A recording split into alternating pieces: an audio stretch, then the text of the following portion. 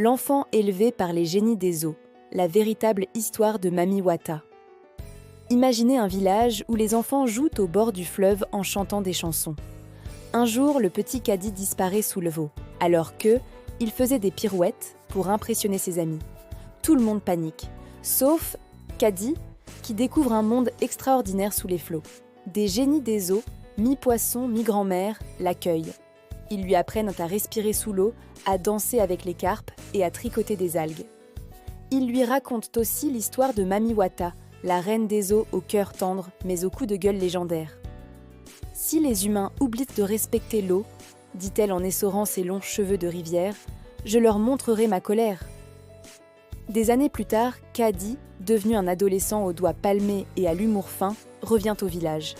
Il parle aux poissons et rigole quand ils lui répondent.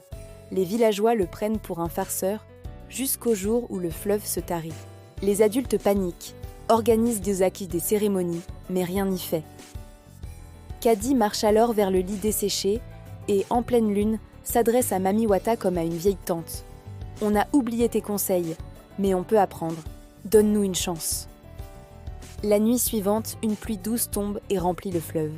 Les gens dansent sous l'averse en éclatant de rire. Caddy, les cheveux en algues, devint un héros. Il expliqua que les génies des eaux lui avaient sauvé la vie et qu'il riait beaucoup plus que les humains. Depuis ce jour, on écoute davantage les enfants qui parlent de poissons.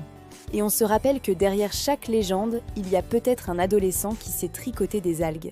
Si cette histoire vous a fait sourire et réfléchir, abonnez-vous à la chaîne, likez cette vidéo, partagez-la avec vos amis et laissez un commentaire pour nous dire à quel moment vous vous êtes mis à croire au génie des eaux.